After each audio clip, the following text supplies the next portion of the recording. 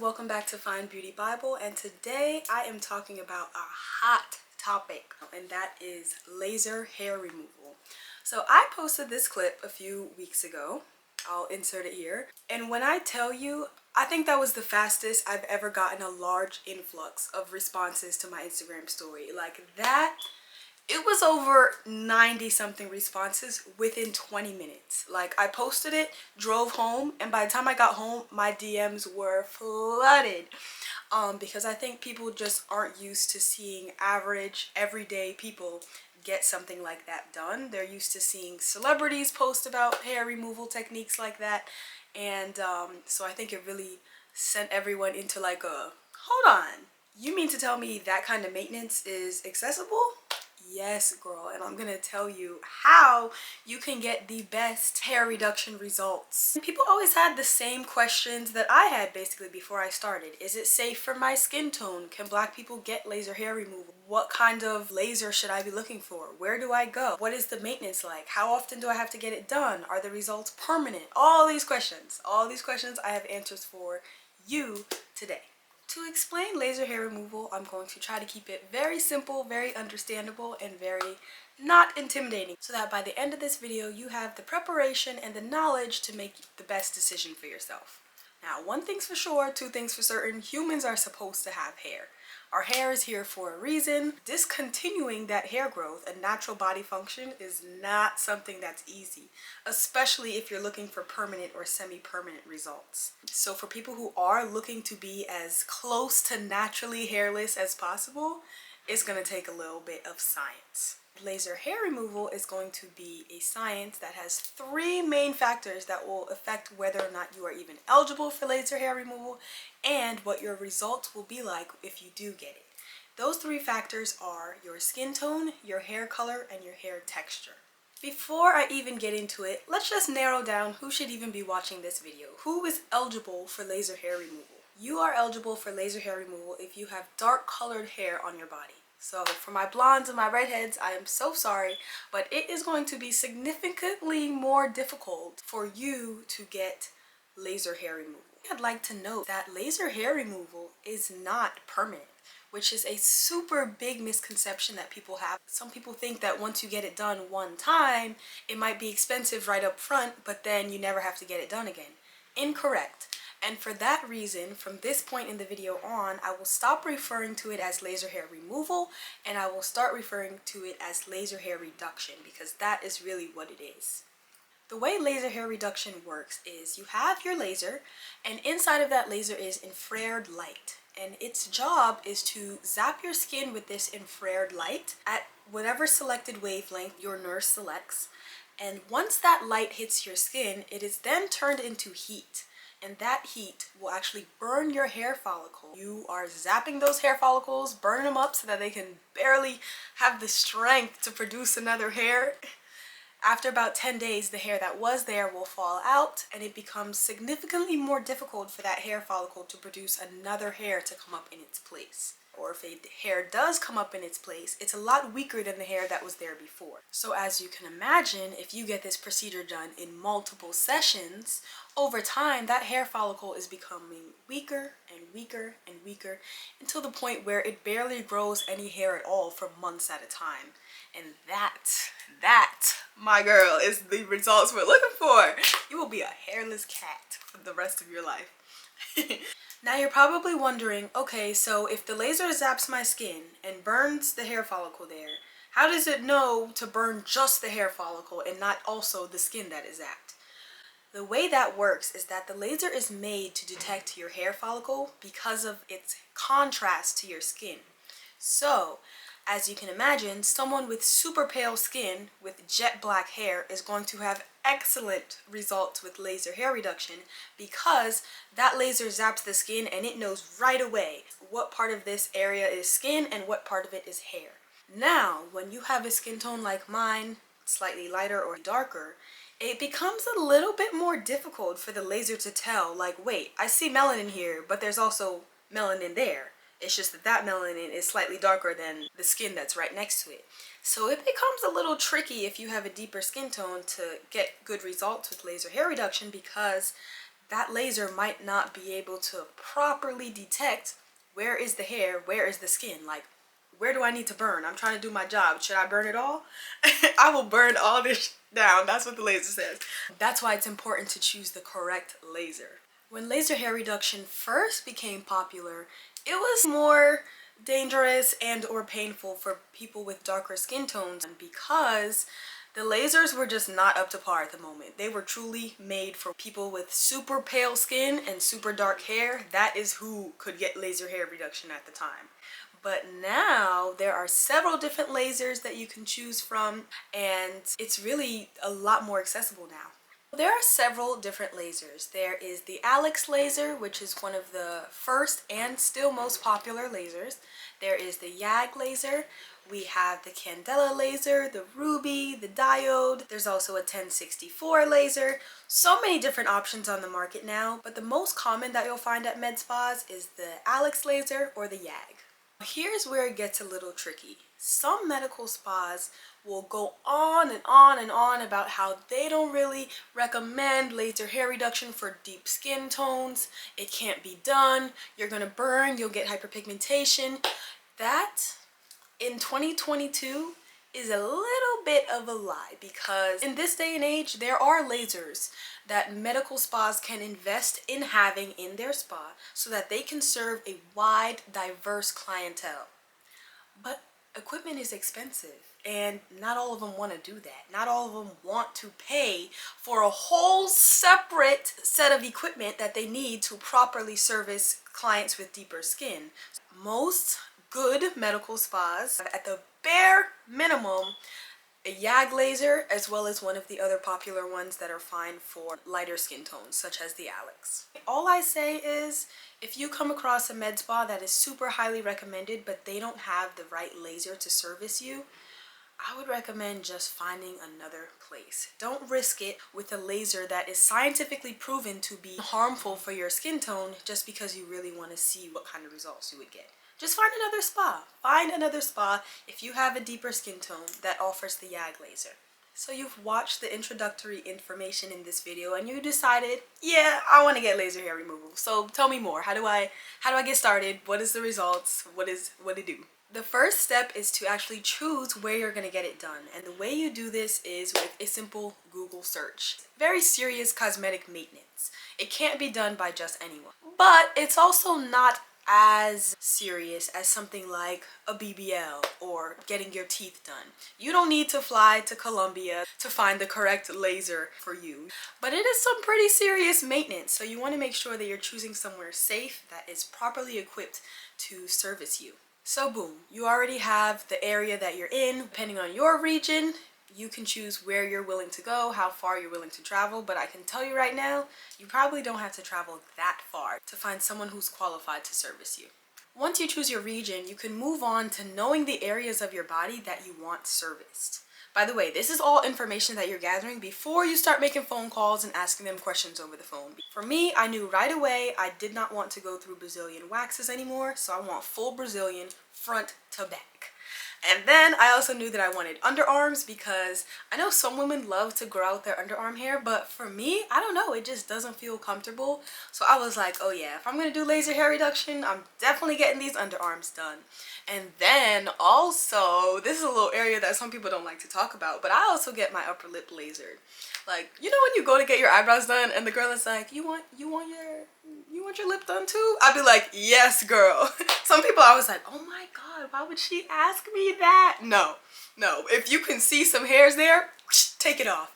Thread it, wax it, whatever you gotta do. So while I was looking up where I wanted to get this Brazilian and underarm laser hair reduction, I was also looking on their website to see, like, do you do anything on the face? Most of them do. Once you have searched through Google, Twitter, Instagram, wherever you sourced a laser place and decided where you want to get done, now you can actually give them a phone call or look on their website. And the information that you want to look for on their website is What kind of lasers do they have? What are their rates? How much is it going to cost you? Knowing all of this information beforehand can help you to make a good decision about how many areas you want to get done at once. Maybe this year I want to invest in Brazilian, and I'll loop back around to do my legs and underarms later on, depending on what I can afford. Alright, so you've chosen your region, you've chosen what areas of your body you want done, you already know by now which laser you're looking for. Now you can actually give them a call. And as far as finding a technician within that med spa, I know when people get their brows done, or their hair done, nails done, when you step into a salon, most of the time you have a preferred person that you go to. Like, that is your girl. You don't let anyone else touch your hair. You don't let anyone else touch your nail. For laser, one thing that I was pleasantly surprised about is that pretty much any medical spa, they are not playing around. If they are a good medical spa, they make sure that everyone in that building that is on the roster to offer laser hair reduction is up to par. You don't have to worry as much about the skill level between nurses, because guess what? They're not trying to get sued. Your nails, okay, they could hire a nail girl that's not that good yet, because nails are not anything too serious. But if you get laser done by the wrong person and you come back with third-degree burns, honey, they don't even want all that smoke. So they're gonna make sure everyone in that building knows how to use that equipment. Of course, if you get really good service done later on and you want to stick to your person over and over again, that's fine. But for your first appointment, don't trip about it too much. One thing you can ask though is, have you ever had a client with dark skin before? This is not an offensive question, it's just objective. Have you or haven't you? Have you ever serviced anyone that looks like me? Have you ever serviced anyone who has a hair color that I have? The hair texture that I have? They'll either say, no, we haven't, which is very honest of them. Or they'll say, yeah, you have nothing to worry about. And either answer is a good answer because it lets you be educated about their skill level and their experience and whether or not you want to continue booking an appointment with them. How do you choose when to make your appointment for? I want you to look at the calendar and look at the last date that you got a wax, the last time you shaved, the last time you plucked, did anything to that area that you're trying to service. From that date, you're going to go 2 weeks forward, and from that point is when you can make your appointment for your laser hair reduction, your first session. Now, one thing I will say is I would actually recommend waiting 4 weeks, and the reason being is because in my experience, when I get a wax, for example, some of the hair in certain areas grows back faster than others. So you don't want to start your laser hair reduction process when your hair is at a point where some parts of the hair have a little shadow and then other parts are still bald. Because as you progress in your laser hair reduction results, it will become so clear which parts of your hair were at certain stages before you got started. Because like, you'll be lasering certain areas and that same area will still be bald the same way it was when you started, and then other areas will be growing back faster because the hair was not, all of the hair was not at the same stage when you started your process. So you know what? They advise you to do 2 weeks. I'm gonna say from my own experience, just wait a full month from the last time you got an underarm wax or anything before you start. And there you have it. You chose your location, you chose which areas you want done, you found the spa that you want to go to, you selected the technician that is skilled with the type of laser you need and your skin tone, texture, hair color. You are all set. You have an appointment now. So now what? Now what do I do until it's time for me to go to my laser appointment? We're going to get into the pre-care that you want to do before your laser appointment. 2 to 4 weeks before your first appointment, you are going to avoid, let me pull up the whole list here so you can screenshot if you need to, waxing, plucking, tweezing, threading, bleaching, or using Nair. Also, there are a few things on the inside of your body and on your skin that you want to avoid doing as well. You want to limit your sun exposure, so don't go tanning in Miami for a week straight and then come back and try to zap your skin with laser, because the damage won't be pretty. You're going to limit your sun exposure. You're going to limit your antibiotics and any antifungal medication like clindamycin if you have that in your skincare routine, for example. Retinol, iron supplements, blood thinning medications, facials, if you're getting an area on your face serviced, microdermabrasion, chemical peels. It's also suggested not to get laser hair reduction if you have been on Accutane within the past 6 months. Also suggested is you want to take it easy with chemical exfoliant serums if you have those in your skincare routine, self-tanner. And one thing that I even like to do when I'm prepping for a laser hair reduction service is I actually like to switch to natural deodorant for 2 weeks before. For some reason, I don't know, my results were a little bit better when I switched from my aluminum deodorant, the gel one that like really stops you from sweating or doing anything, to just using natural deodorant for 2 weeks before my appointment. That might be a total placebo, but it works for me.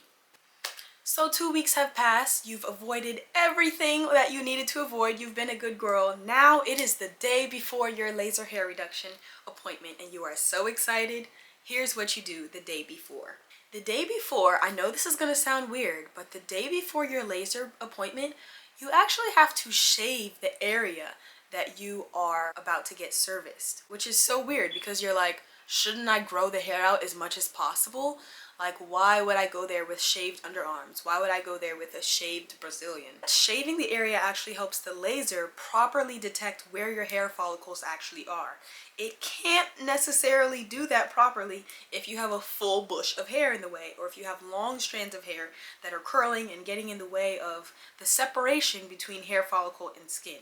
If the laser can see just the little dots of your hair, that is a lot more clear than if you have just a bush in that area and the laser will literally burn your skin because it doesn't know where to burn and where to leave alone.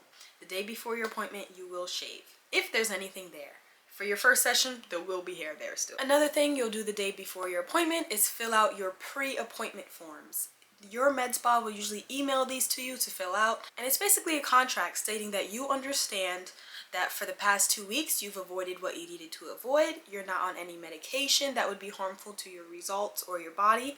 You did not just get a Brazilian wax yesterday, for example, and it also is just releasing them from responsibility if anything were to happen to you due to your own negligence of the post-appointment instructions. And because it's the year 2022 right now, usually one of the pre-appointment forms will mention COVID. Make sure you don't have it to make sure that when you get there, you're not harming anyone else by accident. Of course, that would be a part of the forms that you fill out nowadays because such is life.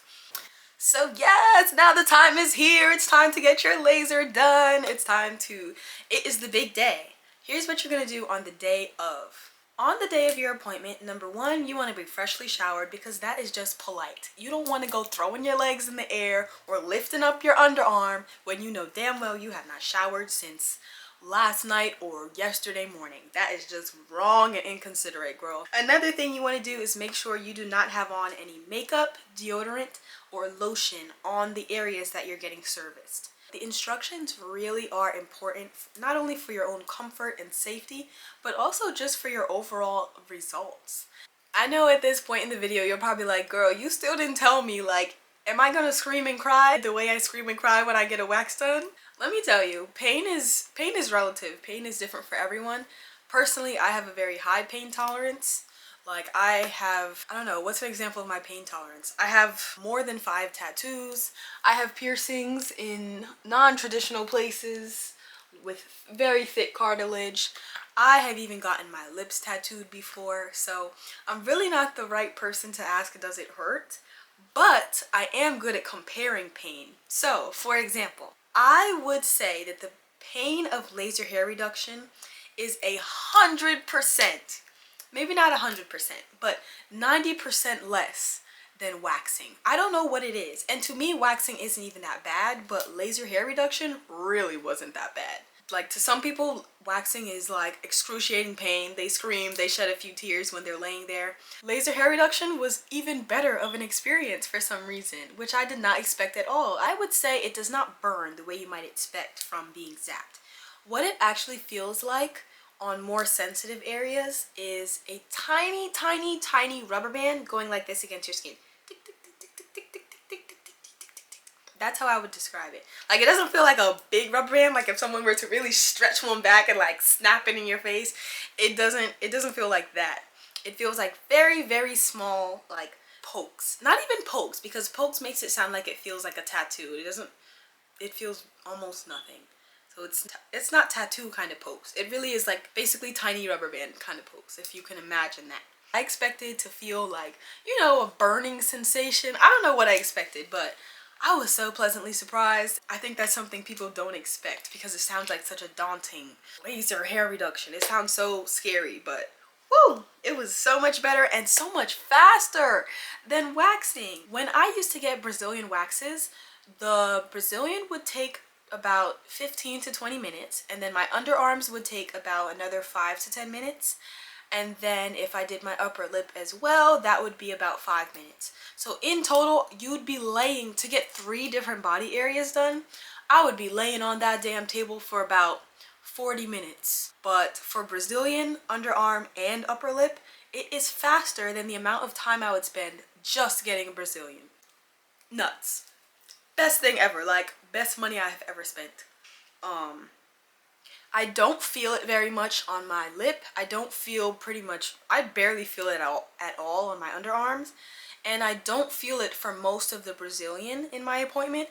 Where I feel it the most is the mound part of your coochie. That is where you feel it the most. The front part. Which is funny because that's actually the most painful part when you're waxing too. So yeah, that is the part where I'll start to tense up a little bit, like, or like, let me brace myself, or I'll like squeeze my eyes or something. It doesn't feel awful, but that is the most sensitive part out of all the body areas that I've gotten lasered before. But you know what I also like is that by the time you start to like wench your body up and stuff, it's already over. When you're in a wax appointment and you start to like tense your body up, you're like, ooh, that hurts, ooh, ooh, ooh. The girl is like tapping you like, be careful, be calm, girl, it's okay, it's okay. Girl, that's not even the beginning. You still have like 10 minutes after that. But for laser and the Brazilian, as soon as you start to feel like, oh my God, okay, I'm ready for this to be done, it is done. Whew, so good. And attached to the laser is this nice little feature that they all come with to blow wind onto the area. So just imagine if, as your brow girl was going ham on your upper lip, she was also just like blowing on you, like that's how it feels, except it's not just like a light blow, it's like a wind. So yes, you're feeling those tiny little pokes from the laser, but there's also like this strong wind that comes with it that really helps to just like offset the pain a little bit. So I like that feature. Every time I lay down, I'm like, can I have a lot of the breeze, please? And she's like, okay, yeah, sure. And unlike waxing, where it's just one type of pain and the only way it'll be less painful is if you like, I don't know, take some drugs before you go. That's just about the only way to reduce wax pain. I don't know, you gotta take like an ibuprofen or something. But with laser, there are different settings to that infrared light so that there is actually literally levels to that. Like, you can have your technician choose which wavelength, which is basically the strength of the laser, so that it's not as painful. So for my underarms, I'm like, yeah, give me the strongest thing you got. I don't care, because I barely feel the underarm anyway. Same thing for the upper lip. I'm like, strong as it needs to be. Strong as you can. But on the Brazilian, sometimes once we get to the front, I'm like, ooh, you could turn it down a little bit. I don't know if I could take that level, which is so nice because it's customizable. Of course, if you choose the strongest wavelength for all of your sessions, that's how you get the best results. But sometimes I just don't feel like dealing with the pain. So I tell her, take it down a few notches and you will still get wonderful results. Some things that you'll notice after your appointment is over. One thing I was surprised at is that you're not gonna feel hairless after your appointment. You're gonna feel a little bit of stubble. Oh my goodness. When I felt that little bit of stubble the next day, I was fully ready to call them and be like, you did a horrible job. I'm coming back. You're gonna give me a refund. I was so ready to call these people and be like, y'all didn't do what you need to do because there's still hair on my body and I'm supposed to be a hairless cat right now. But that is a part of the laser process. Like I said before, remember, when that heat hits your skin, you are burning the hair follicle. Now, that doesn't mean that they burn it so much that the hair follicle is just going to shrivel up and die right then and there. It just zaps it. It's a quick zap. and with that, the hair has to weaken and then fall out. It's not going to just disintegrate on your skin. So the hairs that I was seeing for a few days after my appointment was that process happening. The hairs that were in my follicles that are now dead were falling out. But in order to fall out, they first had to kind of like grow up and out of your skin. And that's the stubble that you're going to feel after your appointment. You don't have to worry. Your technician did a good job. That hair you're seeing is going to fall out. I didn't know that. I thought I got gypped. Another thing you need to do afterwards is exfoliate. The area is very gentle. You don't want to use a chemical exfoliant on the body or face to get this out. This is one area where physical exfoliation works well. Non-scented products if you can, or if you even just want to use like a loofah or an exfoliation glove with your normal body wash or soap. Just you want to exfoliate the area, and that will help those dead hairs get up and out of the skin. The more appointments that you go through, the less of that day after appointment stubble you'll feel. It'll just sort of be like, okay, I got laser done yesterday, but there wasn't really anything there to begin with, so of course there's not as much hair waiting to come up and out of my skin.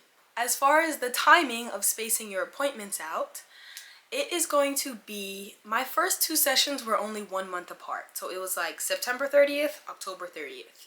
But then I was going to make my 3rd appointment for November 30th. But I noticed that as I got closer to November 30th, I didn't really have that much hair growth. So I pushed it another week. After that, I actually stretched my appointment to be 2 whole months in between. And after I got my 3rd session done, I didn't go back for another 3.5 months, and there was nothing there. You're supposed to shave the day before your appointment, and I would get up to the day before my appointment and there would be no hair to shave. So I'm like, let me not waste my session going when I don't need it yet. It'll be more frequent appointments in the beginning, and as you continue in your maintenance, you'll barely be there 3 times a year, which is the stage I'm at right now, and it is so nice. This is the big kahuna here. This is the important factor, pricing. Pricing depends on where you go, what kind of deal you got, because many places offer packages, because laser is not just a 1 session thing. You need multiple sessions to get results, so most places offer discounts if you book multiple sessions at a time. But as far as just like overall cost, no matter how much you pay, I can tell you that there's a 99% chance that you're gonna really love your result. I started my session September of 2020. It is now 2022, and I still haven't even purchased my 2nd session package. So you pay 1 time for 6 sessions and you're good for 1.5 years. Like, I'm here for it. You yourself, I want you to sit down and calculate how much do you spend every 2 months on a wax appointment or on shaving, and how much of that time are you actually hairless for, and how much per year is it costing you for this 1 week of hairlessness at a time. And then just compare it to the price of the laser hair reduction package that you're looking at. And that will help you decide whether or not it's worth it for you. And unfortunately, like anything, there is a short list of people who are recommended not to get laser hair reduction. And I'm going to put that list on the side here just so that you can be mindful. But let me read it out correctly straight from my laser place just so that I can be sure.